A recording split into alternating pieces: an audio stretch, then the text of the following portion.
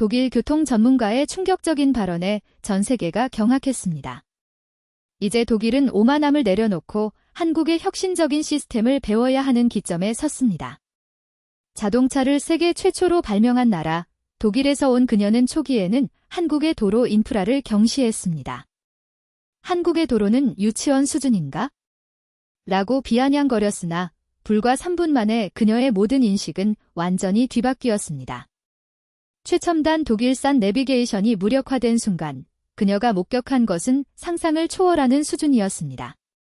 외국인 운전자들이 마법 같다고 극찬하는 그 시스템, 사고율을 80% 이상 급감시킨 비밀, 유럽 언론이 21세기 최고의 교통혁신이라 칭송한 바로 그것이었습니다. 이 사건 직후 독일을 포함하여 프랑스, 영국, 이탈리아 등 유럽 주요국들이 경쟁적으로 한국행 비행기에 몸을 실었습니다. 우리가 150년간 간과하고 있던 진리가 있었다는 고백과 함께 현재 이 순간에도 유럽 전역에서 한국식 도로 시스템이 구축되고 있습니다. 과연 그날 밤 서울의 도로 위에서는 어떤 놀라운 일이 벌어졌던 것일까요? 저는 엘리사 폰 슐츠입니다. 독일 연방교통부의 수석 엔지니어로 재직하고 있습니다. 저희 가문은 3대에 걸쳐 독일 도로 설계에 전념해왔으며 저는 그 숭고한 전통의 정점에 서 있었습니다. 뮌헨 공과대학교에서 공학 박사 학위를 취득하고 아우토반 설계에 20년을 헌신했습니다. 한국 방문이요? 저는 이 출장 명령에 거의 모욕감을 느꼈습니다. 2024년 9월 직속 상사인 디터 국장이 한국 출장을 지시했을 때 저는 내심 불쾌했습니다. 디터는 엘리사, 국제협력 차원이다. 일주일만 참고 다녀와. 한국도 나름 발전했다고 하니라며 어깨를 으쓱했지만 저에게는 명백한 시간 낭비처럼 느껴졌습니다. 도로 기술 분야에서 독일을 능가할 나라가 어디 있겠습니까? 우리는 아우토반의 종주국이자 메르세데스 벤츠와 BMW의 본고장입니다. 솔직히 저는 한국에 대해 아는 것이 거의 없었습니다.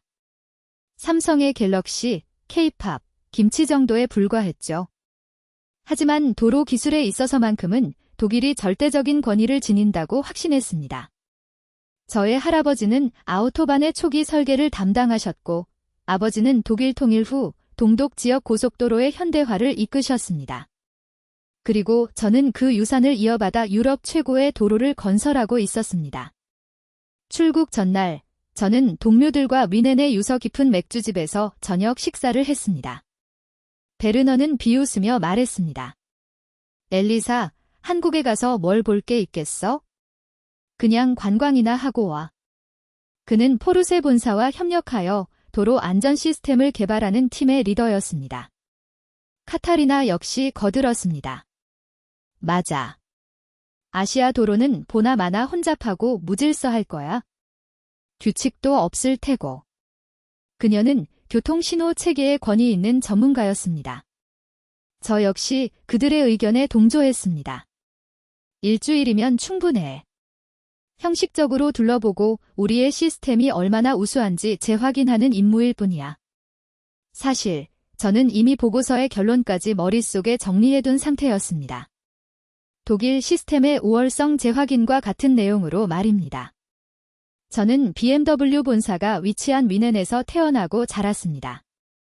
저희 집거실 창문에서는 BMW 본사 건물이 한눈에 보였고 매일 아침 출근길에는 최신 모델들이 시험 주행하는 모습을 볼 수 있었습니다. 독일 자동차와 독일 도로는 제 삶의 근간이자 전부였습니다. 아우토반은 단순한 도로가 아닙니다. 그것은 질서, 효율성, 그리고 완벽함이라는 독일 정신의 상징입니다. 속도 제한이 없는 구간에서 시속 300km로 질주해도 안전한 이유는 우리의 설계가 완벽주의에 기반하고 있기 때문입니다. 비행기에 오르면서도 저의 오만함은 여전했습니다. 이코노미 클래스 좌석에 앉아 최소한 비즈니스 클래스는 제공해줘야 하는 것 아닌가? 독일 연방정부 대표로 가는 건데라며 불평했습니다. 12시간의 비행은 고문과 같았고 기내식은 입에 맞지 않았습니다. 게다가 옆자리의 한국인 승객이 지속적으로 김치 냄새가 나는 음식을 먹는 바람에 두통까지 느꼈습니다. 빨리 임무를 마치고 그리운 독일로 돌아가자는 생각뿐이었습니다. 인천국제공항에 도착했을 때는 이미 극심한 피로와 짜증이 최고조에 달해 있었습니다. 입국 심사를 기다리면서도 시계만 반복해서 확인했죠. 예상과는 달리 공항은 현대적이고 깨끗했으며 효율적이었습니다. 그러나 공항 하나 잘 지었다고 도로 기술이 뛰어나다고 볼 수는 없는 법이었습니다. 수화물을 찾은 후 곧장 렌터카 업체로 향했습니다. 최소한 독일 차를 운전해야 이 낯선 나라를 견딜 수 있을 것 같았습니다. 카운터 직원이 영어로 물었습니다. 무엇을 도와드릴까요? 발음이 다소 특이했지만 알아들을 만했습니다. 차를 빌리려고 합니다. 현대나 기아 같은 한국 차는 절대 사양합니다. 독일 차가 있나요? 직원은 당황한 표정을 지었습니다. 독일 차요? 벤츠 E클래스가 있습니다만. 그것으로 충분합니다. 열쇠를 주세요. 한국 차를 운전하는 것은 상상조차 하고 싶지 않았기에 이는 최소한의 위안이었습니다. 주차장에서 검은색 벤츠 최신 모델을 찾았습니다. 최고 사양의 내비게이션 시스템이 탑재되어 있었습니다. 시동을 걸고 내비게이션을 한국어로 설정했습니다. 독일어로 설정하면 한국 지명을 정확히 안내하지 못할까 우려해서였습니다. 자, 이제 서울로 가보자. 과연 얼마나 엉망인지 확인해 보겠다. 하지만 공항을 벗어나자마자 저는 경악했습니다. 도로 바닥 전체가 알록달록한 색상으로 칠해져 있었기 때문입니다. 파란색, 초록색, 노란색, 심지어 분홍색까지. 이게 대체 뭔가? 유치원인가? 어린아이들 놀이터인가? 저는 혼자 코웃음을 쳤습니다. 독일의 아우토반은 단순함과 명확함이 핵심입니다. 흰색 실선, 점선, 그리고 노란색 중앙선. 운전자가 규칙을 인지하고 준수하면 그것만으로 충분합니다. 그런데 한국은 도로를 마치 장난감처럼 만들어 놓았습니다. 더욱 황당한 것은 이 색깔들이 계속 이어진다는 점이었습니다. 파란색 선은 공항에서부터 시작하여 특정 방향으로 지속적으로 이어지고 초록색은 다른 방향으로, 노란색은 또 다른 방향으로 나아갔습니다. 이게 무슨 의미인가? 운전자들을 바보 취급하는 것인가? 서울로 향하는 고속도로를 달리면서 저는 계속해서 고개를 저었습니다. 독일에서는 표지판만으로 완벽한 안내가 가능한데 왜 이렇게 복잡하게 만들었을까? 게다가 도로 위에는 해독할 수 없는 한글 표시들이 가득했습니다. 이런 원시적인 방법으로 교통을 통제하려 하다니. 역시 아시아 국가는 한계가 있어? 1시간가량 운전하자 서울 시내가 시야에 들어왔습니다. 고층 빌딩들이 즐비했지만 제 눈에는 그저 무계획적으로 우뚝 솟은 콘크리트 덩어리들로만 보였습니다. 호텔은 강남이라는 지역에 위치해 있었습니다. 체크인을 하면서도 불평을 멈추지 않았습니다. 와이파이는 제대로 작동하겠죠? 그리고 방에 커피 머신이 있나요? 진짜 커피 말입니다. 인스턴트 말고. 직원은 시종일관 미소를 지으며 응대했지만 저는 모든 것이 낯설고 불편하여 짜증이 났습니다. 방에 들어서자마자 노트북을 열어 베를린 본부에 첫 보고를 작성했습니다. 한국 도착. 도심도로 시스템은 예상대로 비효율적이고 유치함. 색깔로 도로를 구분하는 원시적 방법 사용 중. 이는 운전자의 지능을 무시하는 접근법으로 판단됨. 자세한 분석은 추후 보고 예정. 이메일을 전송한 후 저는 창밖을 내다보았습니다. 서울의 야경은 화려했지만 제게는 그저 무질서하게 반짝이는 불빛들의 향연으로만 비쳤습니다. 일주일만 버티자. 그리고 다시는 이곳에 오지 않겠다. 침대에 누우면서도 저는 깨끗한 아우토반, 질서정연한 프랑크푸르트 공항, 그리고 미네네 맥주를 그리워했습니다. 내일은 철저히 조사하여 이 시스템의 문제점을 낱낱이 파헤쳐야지. 독일의 우수성을 다시 한번 입증하는 보고서를 작성할 것이다. 그때까지만 해도 저는 제가 얼마나 오만하고 무지했는지 전혀 깨닫지 못했습니다. 다음 날 목격하게 될 충격적인 장면도 며칠 후 저의 생명을 구할 색깔선의 존재도, 그리고 제 인생을 완전히 분명 뭔가 속임수가 있을 거야. 저는 다른 지점으로 이동했습니다. 강남역 근처의 복잡한 교차로였습니다. 이곳은 지하철역과 버스 정류장이 인접해 있어 보행자도 많고 버스들이 끊임없이 차로에 진입해야 하는 구조였습니다. 독일 같으면 이런 곳은 필연적으로 교통지옥이 되기 쉽습니다. 하지만 여기서도 상황은 마찬가지였습니다. 신호가 바뀔 때마다 수십 대의 차량들이 각자의 색깔을 따라 정확히 목적지 방향으로 분산되어 흘러나갔습니다. 특히 경이로웠던 것은 버스들의 움직임이었습니다. 버스 전용 차로가 주황색으로 명확하게 표시되어 있었는데 일반 차량들이 그 차로를 철저히 침범하지 않고 비켜주고 있었습니다. 독일에서는 버스 차로를 침범하는 차량들 때문에 항상 문제가 발생하곤 하는데 말입니다. 점심시간 무렵, 저는 더욱 복잡한 장소로 향했습니다. 고속도로 나들목이 4개나 연결된 대형 분기점이었습니다. 여기서는 분명히 문제가 발생할 것이다. 하지만 오히려 더 놀라운 광경이 펼쳐졌습니다. 각 나들목마다 다른 색깔이 배정되어 있었고 차량들은 마치 안무를 추듯 자연스럽게 각자의 길로 흩어졌습니다. 심지어 길을 잘못 든 차량들을 위한 배려도 있었습니다. 잘못된 색깔선을 따라가다가도 특정 지점에서 점선으로 된 연결 통로가 마련되어 있어서 운전자들은 다시 원하는 방향으로 안전하게 돌아갈 수 있었습니다. 이건 천재적이야. 저도 모르게 감탄사가 터져 나왔습니다. 하지만 곧 정신을 차렸습니다. 아니야. 이건 그저 우연의 일치일 뿐이다. 독일 운전자들은 이런 유치한 색깔 없이도 더 훌륭하게 운전한다. 그러나 마음 한구석에서는 의문이 피어오르고 있었습니다. 정말 우연일까? 정말 우리의 시스템이 최선이 아닐 수도 있을까? 오후에는 시내 곳곳을 더 자세히 둘러보았습니다.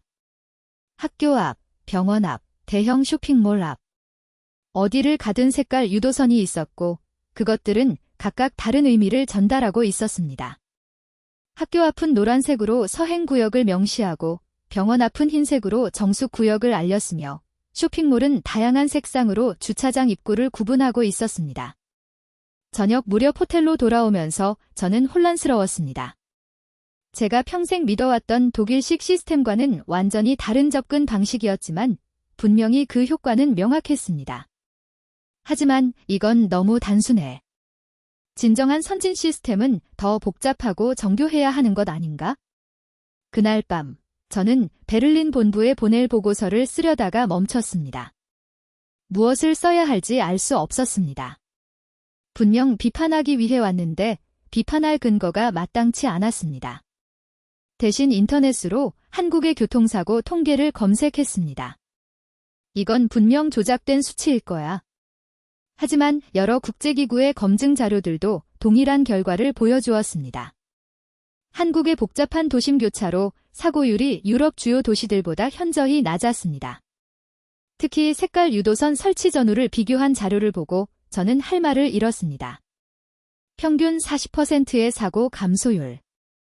일부 구간에서는 50%를 초과했습니다. 내가 뭔가 중요한 것을 놓치고 있는 건가? 침대에 누워서도 낮에 본 광경들이 계속해서 떠올랐습니다. 물 흐르듯 움직이던 차량들, 서로 배려하며 차선을 바꾸던 모습들. 그리고 무엇보다 단 한 건이 사고도 목격하지 못했다는 사실이 내일은 좀 더 깊이 봐야겠어. 분명 약점이 있을 거야. 하지만 제 마음 깊은 곳에서는 이미 균열이 시작되고 있었습니다. 평생 신봉했던 독일식 시스템의 절대적 우위가 처음으로 흔들리기 시작한 것입니다. 그날 밤, 저는 잠을 이룰 수 없었습니다. 새벽 2시가 되자 더 이상 참지 못하고 노트북을 열었습니다. 제대로 분석해보자. 분명 어딘가에 약점이 있을 것이다. 저는 한국도로공사 홈페이지에 접속하여 자료를 다운로드하기 시작했습니다. 색깔 유도선 시스템에 대한 기술 문서, 설치 가이드라인, 효과 분석 보고서. 모든 것을 꼼꼼히 읽어 나갔습니다. 놀랍게도 그 단순해 보였던 시스템 뒤에는 치밀하고 과학적인 연구가 뒷받침되고 있었습니다. 각 색깔의 의미, 설치 간격, 명도와 채도의 기준, 야간 시인성을 위한 형광 물질 배합까지. 단순해 보였던 시스템 뒤에는 깊은 연구가 있었던 거구나. 그래도 이건 임시방편일 뿐, 근본적인 해결책은 아니지. 새벽 4시경, 저는 독일 동료들과 화상회의를 진행했습니다. 독일은 저녁 9시였으므로 모두 집에 있을 시간이었습니다. 화면에 나타난 크리스토프가 걱정스러운 듯 물었습니다. 엘리사, 얼굴이 왜 그래? 한국 음식이 입에 안 맞아? 그는 저의 대학 동기이자 가장 가까운 동료였습니다. 크리스토프, 이상한 일이 있어? 한국 도로 시스템이 생각보다. 저는 낮에 목격한 것들을 설명하기 시작했습니다. 색깔 유도선, 자연스러운 교통 흐름, 낮은 사고율. 처음에는 진지하게 듣던 크리스토프가 갑자기 웃음을 터뜨렸습니다. 하하, 엘리사, 농담도 잘하네. 색깔 따라 운전한다고? 그게 효과가 있다고? 진짜야. 내가 영동대교 분기점에서 직접 봤다니까. 엘리사, 우리가 지금 뭘 개발하고 있는지 알지? 레벨 4 자율주행이야. 인공지능이 모든 것을 판단하는 시스템이야. 그런데 한국은 아직도 크레파스 놀이나 하고 있다고? 화면에는 베르너, 카타리나, 그리고 팀의 막내 프리츠까지 다른 동료들도 나타났습니다. 베르너가 코웃음을 쳤습니다. 아시아인들의 장난감이지 뭐. 엘리사, 혹시 그들이 당신을 세뇌시킨 건 아니야? 김치를 너무 많이 먹으면 그럴 수 있대. 모두가 웃었고 저도 약간 안심이 되었습니다. 맞아. 우리는 최첨단 기술을 개발하고 있는데 한국은 여전히 원시적인 방법에 의존하고 있는 거야? 하지만 통화를 끊고 나서도 의구심은 사라지지 않았습니다. 저는 다시 데이터 분석에 몰두했습니다. 한국도로공사의 사고 통계를 독일 자료와 비교해 보았습니다. 충격적이었습니다. 서울의 주요 교차로 사고율이 베를린보다 낮았습니다. 심지어 교통량은 서울이 2배 이상 많음에도 불구하고 말입니다. 통계 조작일 거야. 분명히. 하지만 아무리 들여다봐도 조작의 흔적은 없었습니다. 여러 기관에서 교차 검증한 자료들이 모두 일치했습니다. 심지어 독일 보험회사의 한국지사 자료까지 확인했지만 역시 동일한 결과였습니다. 아침 해가 뜰 무렵 저는 더욱 혼란스러워졌습니다. 독일식 접근법이 최고라고 철석같이 믿었는데 단순한 색깔선이 더 효과적일 수 있다는 사실을 받아들이기 어려웠습니다. 아침 식사를 위해 호텔 레스토랑에 내려갔을 때 흥미로운 대화를 엿들었습니다. 독일인 관광객 가족이 한 테이블에 앉아 있었습니다. 아버지로 보이는 남성이 말했습니다. 어제 운전하는데 정말 편했어. 색깔만 따라가니까 길 찾기가 너무 쉽더라. 어머니도 맞장구 쳤습니다. 맞아요. 뮌헨에서는 표지판 보느라 사고 날 뻔한 적이 한두 번이 아닌데. 작은 여자아이가 자랑스럽게 웃으며 말했습니다. 특히 아이들도 이해하기 쉬워서 좋았어요. 아빠, 파란색 따라가면 공항에 가. 라며 내비게이터 역할을 하더군요. 저는 커피를 마시며 그들의 대화를 계속 들었습니다. 독일인들조차 한국의 시스템을 더 편리하게 느끼고 있었던 것입니다. 이건 인정하기 싫지만 그날 오후 저는 결심했습니다. 직접 운전해서 체험해 보기로. 관찰만으로는 한계가 있었으니까요. 벤츠에 시동을 걸고 도로로 나섰습니다. 목적지 없이 오로지 색깔 선들만을 따라가 보기로 했습니다. 처음에는 어색했습니다. 표지판 대신 바닥의 색깔을 보고 운전하는 것이 익숙하지 않았습니다. 하지만 10분도 채 지나지 않아 저는 적응했습니다. 파란색을 따라가니 공항 방향이었고 다시 초록색으로 바꿔 타니 강남으로 돌아왔습니다. 노란색은 성남 방향, 주황색은 시내 순환도로였습니다. 가장 인상적이었던 것은 스트레스가 없다는 사실이었습니다. 독일에서는 특히 초행길에서 표지판을 놓칠까봐 항상 긴장하는데 여기서는 그냥 색깔만 따라가면 되었으니까요. 이거 정말 편안해. 저도 모르게 인정하고 GPS가 끊기자 내비게이션이 마지막으로 저장된 경로를 기준으로 엉뚱한 안내를 시작했습니다. 300m 앞에서 우회전하세요. 하지만 그곳에는 우회전 차로가 없었습니다. 이미 한남대교를 절반쯤 건넌 상태였는데 내비게이션은 제가 아직 다리 진입 전이라고 착각하고 있었던 것입니다. 저는 공황 상태에 빠지기 시작했습니다. 비는 점점 거세지고 내비게이션은 계속 잘못된 안내를 하며 주변 차량들은 굉음을 내며 지나갔습니다. 이제 어떻게 해야 하지? 여기가 어디야? 한남대교 북단 진출로는 매우 복잡했습니다. 여러 방향으로 갈라지는 데다가 폭우 때문에 차선도 제대로 보이지 않았습니다.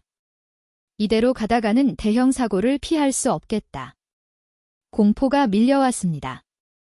벤츠의 최첨단 시스템도 이 상황에서는 완전히 무용지물이었습니다. 벤츠가 나를 배신하다니. 독일 최고의 기술이 한국의 폭우 앞에서는 무력했습니다.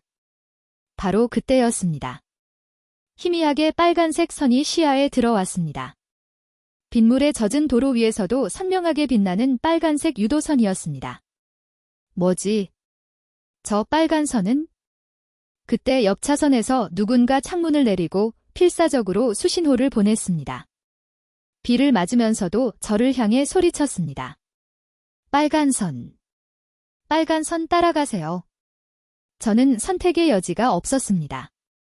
본능적으로 빨간색 선을 따라가기 시작했습니다. 놀랍게도 빨간 선은 복잡한 진출입로 사이를 가장 안전하게 안내했습니다. 너무 급격한 커브나 위험한 합류 지점을 회피하여 저를 가장 안전한 경로로 인도하고 있었습니다. 이게 정말 단순한 색깔 선이 맞는 건가? 5분쯤 지났을까요? 빨간 선은 저를 한남대교 북단을 완전히 벗어난 안전한 직진 도로로 인도했습니다. 저는 떨리는 손으로 차량을 갓길에 세웠습니다. 심장이 미친 듯이 뛰고 있었습니다. 살았다. 살았어. 잠시 진정한 후 저는 방금 일어난 일을 곰곰이 생각했습니다. 최고급 벤츠, 최첨단 내비게이션, 독일의 자랑스러운 기술. 그 모든 것이 실패한 순간 저를 구한 것은 한국의 원시적이라고 비웃었던 색깔 선이었습니다. 빨간색은 긴급 탈출 유도선이었구나. 나중에 알게 된 사실이지만 한국은 위험 상황에서 운전자들이 안전하게 빠져나갈 수 있도록 빨간색 유도선을 설치해 두었다고 합니다. GPS가 먹통이 되거나 길을 잃었을 때를 대비한 아날로그 방식의 백업 시스템이었던 것입니다. 호텔로 돌아오는 길 내내 저는 생각했습니다. 우리가 너무 기술에만 의존했던 것은 아닐까? 정작 중요한 순간에는 가장 단순한 해결책이 생명을 구하는데 호텔방에 들어와서 저는 한참 동안 멍하니 앉아 있었습니다. 평생 믿어왔던 것들이 한순간에 무너지는 기분이었습니다.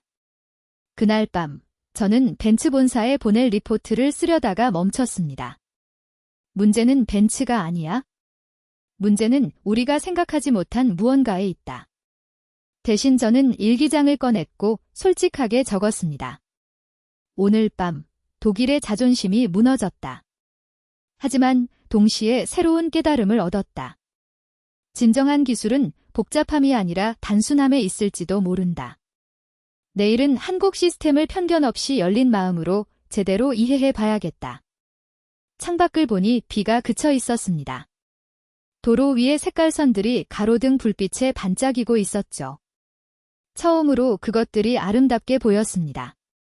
토요일 아침, 저는 평소와 달리 일찍 일어났습니다. 어젯밤의 경험이 머릿속을 떠나지 않았기 때문입니다. 한국 도로 시스템을 제대로 이해해야겠다는 강한 열망이 생겼습니다. 아침을 간단히 먹고 저는 무작정 한국도로공사를 찾아갔습니다. 원래 일정에는 없었지만 직접 물어보지 않고는 견딜 수 없었습니다. 도로공사 건물은 예상외로 소박했습니다. 독일 연방교통부의 웅장함과는 대조적이었습니다. 실례합니다. 저는 독일에서 온 엘리사 폰 슐츠입니다. 혹시 담당자를 만날 수 있을까요? 안내 데스크 직원은 주말에 갑자기 찾아온 외국인 방문객에 당황한 표정을 지었습니다. 잠시 후 직원은 어딘가에 전화를 걸더니 미소를 지었습니다. 잠시만 기다려주세요. 최민준 부장님이 오신다고 합니다. 잠시 후 중년의 남성이 나타났습니다. 편안한 차림에 온화한 인상이었습니다. 안녕하세요.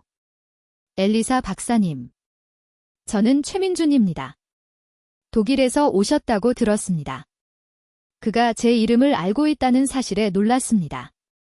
어떻게 제 이름을? 오수현 과장님께 어제 들었습니다. 그리고 어젯밤 한남대교에서 있었던 일도요. 저는 얼굴이 붉어졌습니다. 아, 그 일은? 무사하셔서 다행입니다.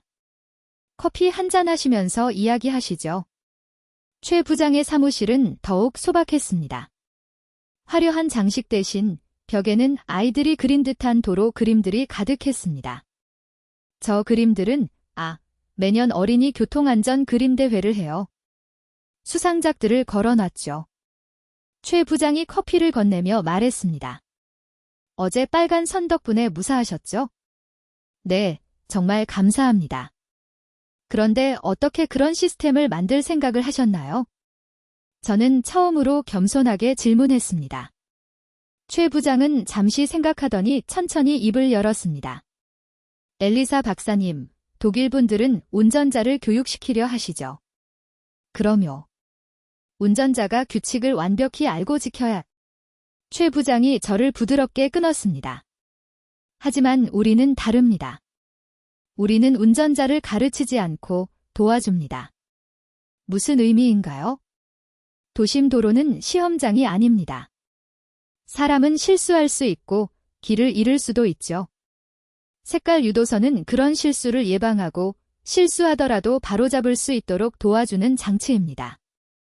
그의 말에 저는 충격을 받았습니다. 하지만 그건 운전자의 실력을 저하시키는 것 아닌가요? 오히려 그 반대입니다.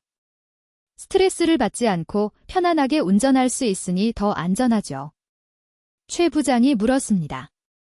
엘리사 박사님, 어제 비 오는 밤에 벤츠 내비게이션이 완벽하게 작동했다면 어땠을까요? 그야 당연히. 말하다가 멈췄습니다.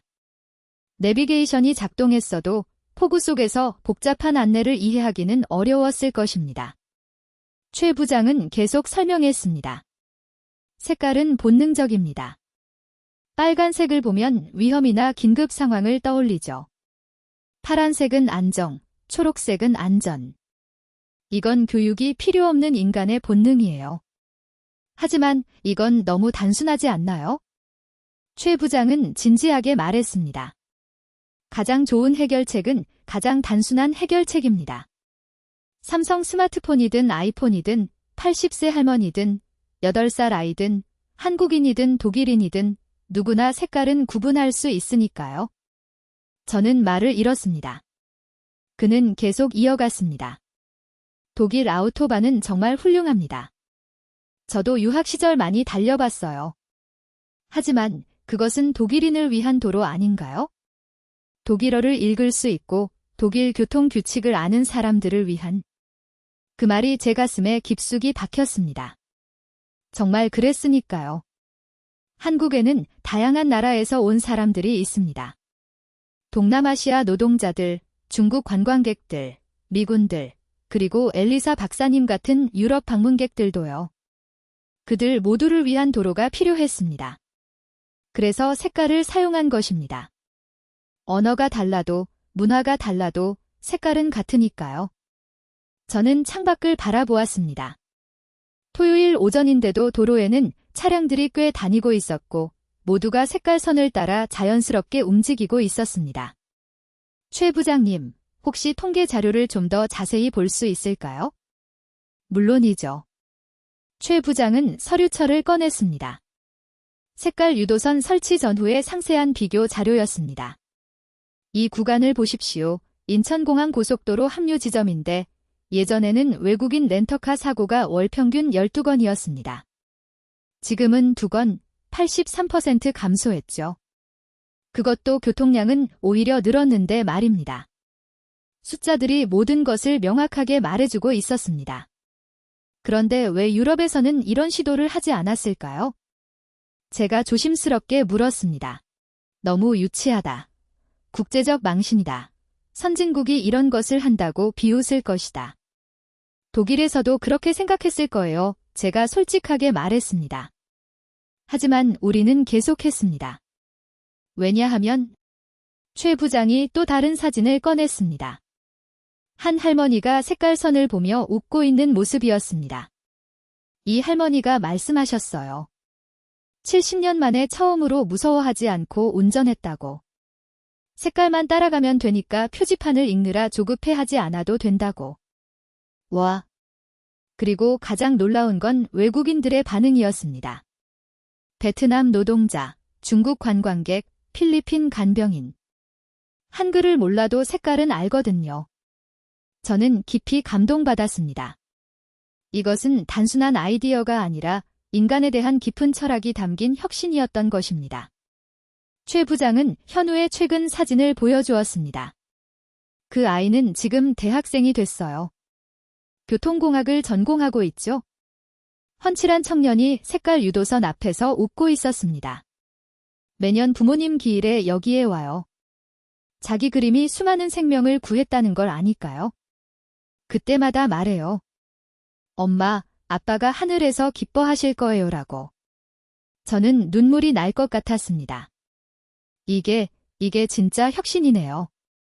엘리사 박사님, 혁신은 거창한 것이 아닙니다. 사람을 살리는 것이 혁신이죠. 우리는 기술만 봤지 사람을 보지 못했던 거예요. 그 아이가 우리에게 가르쳐 준 겁니다. 최 부장이 마지막으로 한 자료를 보여주었습니다. 작년 통계입니다. 색깔 유도선 설치 후 전국적으로 교통사고 사망자가 40% 감소했습니다. 매년 1,500명의 생명을 구하고 있는 거죠. 1,500명. 현우의 부모님은 돌아올 수 없지만 다른 1,500명의 부모님은 매년 무사히 집에 돌아가고 있었습니다. 이것이 그 아이가 만든 기적입니다. 저는 더 이상 말을 잇지 못했습니다. 목이 메어왔습니다. 저는 정말 오만했습니다. 독일 기술이 최고라고만 생각했는데 아닙니다. 독일 기술은 정말 훌륭해요. 다만 우리는 다른 해답을 찾았을 뿐입니다. 기술과 사람의 마음이 만나는 지점으로요. 혹시 그 아이의 그림을 사진으로 찍어도 될까요? 독일에 꼭 보여주고 싶어요. 물론이죠. 현우도 기뻐할 겁니다. 자기 그림이 독일까지 간다니. 사진을 찍으면서 저는 굳게 결심했습니다. 독일로 돌아가면 반드시 이 이야기를 전하겠다고. 그리고 우리도 변화해야 한다고. 진정한 혁신은 복잡한 기술이 아니라 사람을 생각하는 마음에서 시작된다는 것을 7살 아이가 세상에 가르쳐준 교훈을 독일도 배워야 한다고. 한국에서의 마지막 이틀 동안 저는 미친 듯이 자료를 수집했습니다. 단순히 색깔 유도선의 효과만이 아니라 한국과 독일의 교통 시스템을 근본적으로 비교 분석하기 시작했습니다. 일요일 아침부터 호텔방은 온통 서류와 노트북 화면으로 가득 찼습니다. 독일 연방통계청 자료와 한국 데이터를 나란히 놓고 비교하기 시작했습니다. 이상하다. 뭔가 이상해. 처음 발견한 이상한 점은 사고 패턴이었습니다. 독일 아우토반의 전체 사고율은 분명 낮았지만 특정 그룹에서는 비정상적으로 높았습니다. 바로 외국인 운전자였습니다. 충격적인 진실이 드러났습니다. 독일에서 외국인 운전자의 사고율이 내국인보다 5배나 높았던 것입니다. 특히 동유럽과 아시아 출신 운전자들의 사고율은 심각한 수준이었습니다. 이건 우리가 의도적으로 숨겨왔던 통계야. 더 깊이 파고들수록 암울한 현실이 명확해졌습니다. 폴란드 트럭 운전사들, 체코 관광객들, 터키 이민자들. 그들은 복잡한 독일어 표지판과 까다로운 규칙 때문에 사고를 내고 있었습니다. 저는 노트북으로 독일 뉴스를 검색했습니다. 2023년 7월 뮌헨 근교 아우토반, 이탈리아 관광버스 대형 사고. 사망자 13명, 부상자 41명. 기사를 자세히 읽어보니 끔찍했습니다. 이탈리아인 버스기사가 독일어로만 쓰인 공사 구간 표지판을 이해하지 못하고 역주행했던 것입니다. 2022년 12월 프랑크푸르트 분기점, 루마니아 화물차 연쇄 추돌 사고. 사망자 6명. 또 다른 사고 역시 복잡한 분기점에서 표지판을 읽느라 급정거한 화물차 때문에 발생한 사고였습니다. 우리가 자랑하던 완벽한 시스템은 사실상 독일인만을 위한 것이었구나. 한국 자료와 비교하니 차이가 더욱 명확했습니다. 한국은 외국인 운전자 사고율이 내국인과 거의 차이가 없었습니다. 색깔은 국적을 가리지 않으니까요. 저는 유튜브에서 관련 영상을 검색하기 시작했습니다. 독일 아우토반 외국인 운전을 검색하니 수많은 영상이 쏟아져 나왔습니다. 오마이갓, 이 표지판이 뭐라고 쓰여 있는 거야? 라고 영어로 말하는 영상. 독일어를 모르면 운전하지 말라는 건가? 라고 프랑스어로 불평하는 영상도 있었습니다. GPS도 독일어로 설정되어 있어서 하나도 못 알아듣겠어라고 스페인어로 외치는 관광객도 있었습니다. 반면 한국 도로 외국인 운전 영상들은 완전히 달랐습니다. 와, 색깔만 따라가니까 너무 쉬워요라고 영어로 감탄하는 영상. 처음 왔는데도 공항에서 서울까지 문제없이 왔어요. 파란색만 따라가면 되더라고요라고 일본어로 설명하는 영상. 심지어 독일어로 독일보다 한국이 운전하기 훨씬 쉬워요. 진짜로라고 말하는 독일인 관광객의 영상도 있었습니다. 더욱 충격적인 자료를 발견했습니다. EU 교통위원회의 내부 보고서였습니다. 독일 아우토반의 외국인 운전자 차별성 개선 권고. 이미 3년 전에 이 문제가 제기되었던 것입니다. 하지만 독일은 이를 무시했습니다. 운전자가 독일어를 배우면 된다는 오만한 태도로 일관했던 것입니다. 월요일 새벽, 저는 마지막 분석을 완성했습니다. 제목은 이랬습니다. 완벽한 시스템의 그림자, 독일 아우토반은 정말 모두를 위한 도로인가? 결론은 충격적이었습니다.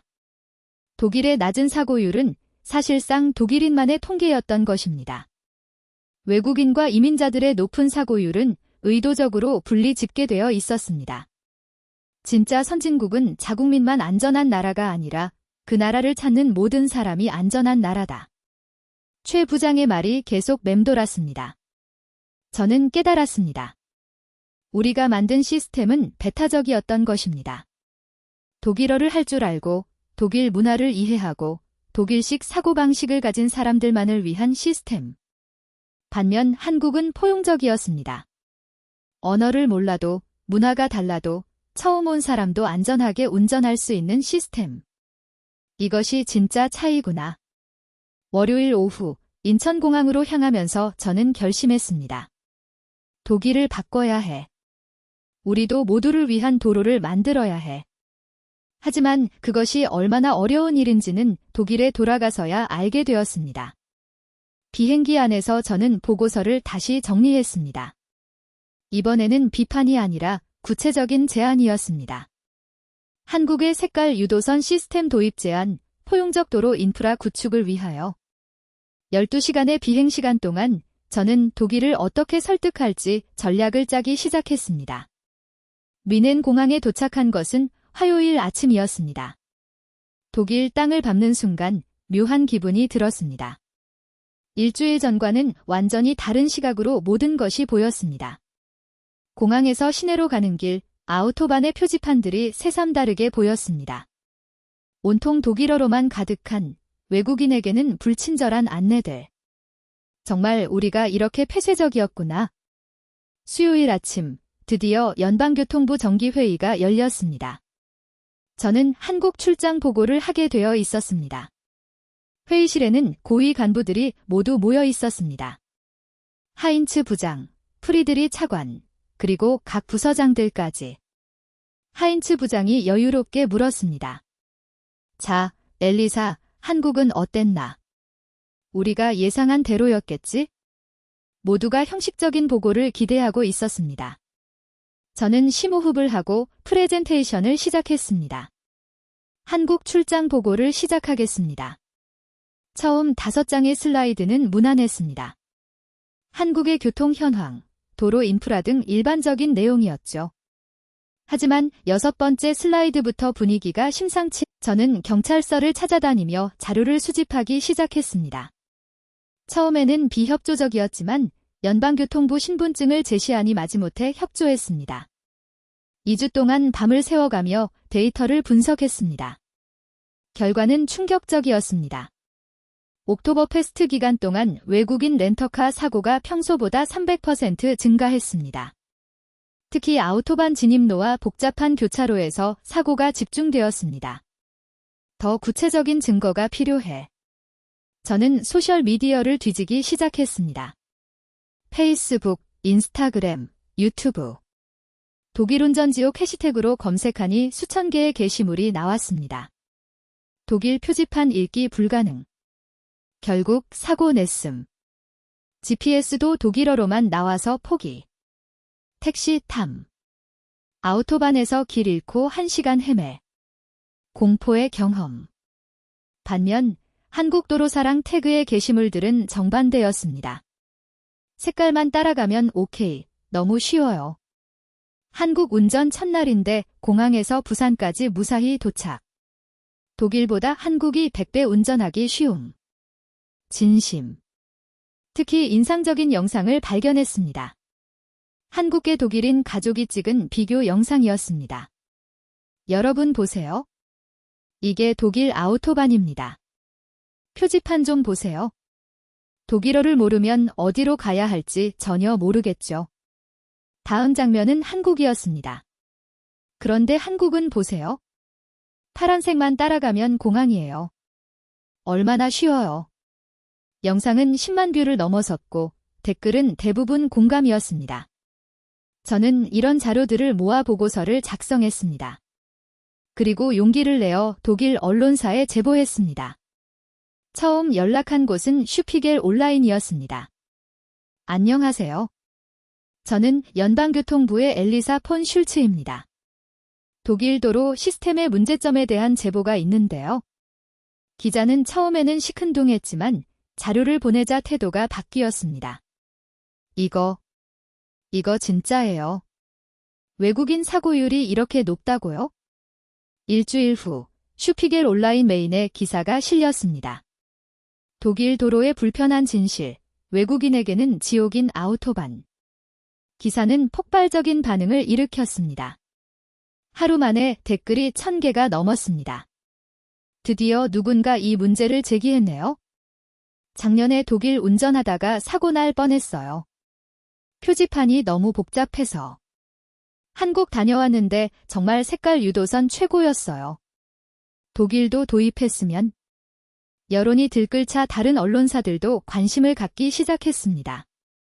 ARD, ZDF 같은 공영방송에서도 다루기 시작했죠. 그리고 결정적인 순간이 왔습니다. EU 교통위원회에서 공식 성명을 발표한 것입니다. 독일의 교통 시스템 개선 권고안을 검토 중입니다. 엘리사 폰 슐츠 박사의 제안을 긍정적으로 보고 있습니다. 이제 연방교통부도 이 문제를 더 이상 무시할 수 없게 되었습니다. 월요일 아침, 하인츠 부장이 직접 제 사무실로 찾아왔습니다. 엘리사, 그는 어색해 보였습니다. 언론에 제보한 게 자네였군. 네. 정식 경로로는 들어주지 않으셨으니까요. 자네가 옳았을지도 모르겠네. 하인츠 부장의 입에서 나온 뜻밖의 말이었습니다. 사실 위에서도 압박이 들어오고 있어? 바이에른 주지사가 직접 관심을 보이고 있다네. 바이에른 주지사가요? 관광 산업 때문이야? 매년 옥토버 페스트 때 사고가 너무 많이 나거든. 상황이 급반전되고 있었습니다. 그동안 저를 무시하던 동료들도 슬슬 다가오기 시작했습니다. 엘리사, 그 한국 자료 좀 다시 볼 수 있을까? 색깔 유도선이 정말 효과가 있다고? 하지만 진짜 변화는 이제부터 시작이었습니다. 2024년 12월, 예상치 못한 일이 일어났습니다. 바이에른 주지사 마르쿠스 제도가 직접 연방교통부를 방문한 것입니다. 엘리사 폰 슐츠 박사를 만나고 싶습니다. 그의 사무실에서 만난 제도 주지사는 실용주의자답게 단도직입적이었습니다. 박사님의 보고서를 읽었습니다. 매우 인상적이었어요. 바이에른은 관광이 주요 산업입니다. 외국인들이 안전하게 운전할 수 있어야 해요. 감사합니다. 주지사님. 뮌헨 잘츠부르크 구간의 시범 사업을 하면 어떨까요? 공항에서 시내, 그리고 오스트리아 국경까지 관광객이 가장 많이 이용하는 구간이죠. 저는 믿을 수 없었습니다. 드디어 기회가 온 것입니다. 하지만 반대가 심할 텐데 제가 책임지겠습니다. 바이에른의 미래를 위한 일이니까요. 계획이 알려지자 예상대로 반발이 거셌습니다. 보수 단체들이 들고 일어났습니다. 독일의 전통을 지켜라. 아우토반에 크레파스 칠하지 마라. 슐츠는 매국노다. 시위대는 매일 연방교통부 앞에 모였습니다. 심지어 제 집 주소를 알아내서 협박 편지를 보내기도 했죠. 하지만 저는 굴복하지 않았습니다. 한국에서 배운 교훈이 있었기 때문입니다. 작게 시작해서 증명하는 것. 2025년 2월, 드디어 공사가 시작되었습니다. 뮌헨 공항에서 시내로 가는 구간에 첫 색깔 유도선을 그었습니다. 이게 뭐야? 장난감 도로야? 독일의 수치다. 공사 현장에서는 매일 시위대와 마주쳐야 했습니다. 하지만 작업자들은 묵묵히 일했습니다. 3월 첫째 주, 드디어 완성되었습니다. 공항에서 시내는 파란색, 잘츠부르크는 초록색, 시내 순환은 노란색, 그리고 위험 구간과 공사 구간은 빨간색. 처음 며칠은 혼란스러웠습니다. 독일 운전자들이 적응하지 못했거든요. 바닥만 보고 운전하라고?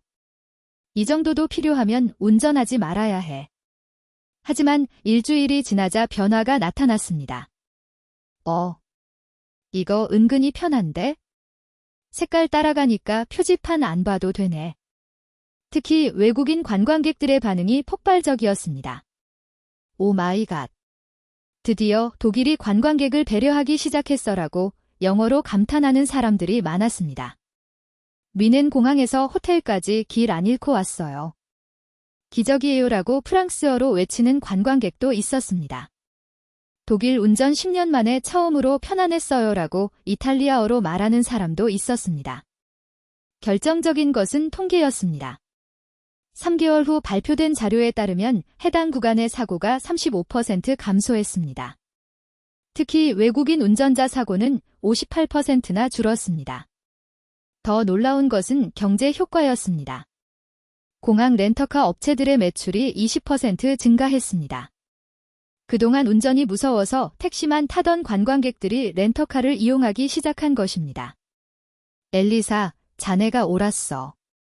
어느 날 하인츠 부장이 찾아와 말했습니다. 내가 너무 고집스러웠네. 미안하네. 아닙니다. 저도 처음엔 그랬으니까요. 이제 다른 주에서도 관심을 보이기 시작했네. 함부르크, 프랑크푸르트, 베를린. 우리도 도입하고 싶은데 자문 좀 해줄 수 있나? 저는 이제 매국노가 아니라 혁신가가 되어 있었습니다. 하지만 가장 뿌듯한 순간은 따로 있었습니다. 2025년 5월, 저는 다시 서울을 방문했습니다. 이번에는 완전히 다른 자격으로였습니다. 국제교통안전 콘퍼런스의 기조연설자로 초청받은 것입니다. 인천공항에 도착했을 때 9개월 전과는 모든 것이 달라 보였습니다. 색깔 유도선이 이제는 혁신의 상징으로 보였습니다. 엘리사 박사님. 공항 출구에서 익숙한 얼굴이 저를 반겨주었습니다. 최민준 부장이었습니다. 어서 오세요. 잘 지내셨어요? 최 부장님, 정말 반가워요. 우리는 따뜻하게 악수했습니다. 독일의 변화 소식을 듣고 정말 기뻤습니다. 엘리사 박사님 덕분이죠. 아닙니다. 최 부장님이 가르쳐 주신 덕분이에요. 서울로 가는 길, 우리는 많은 이야기를 나누었습니다. 그 현우라는 아이 기억하세요? 색깔 도로 그림 그렸던. 물론이죠. 어떻게 지내나요? 이번 콘퍼런스에 올 거예요. 박사님을 꼭 만나고 싶다고 하더라고요. 가슴이 뭉클해졌습니다. 콘퍼런스 당일, 대형 호텔 컨벤션 홀은 전 세계에서 온 교통 전문가들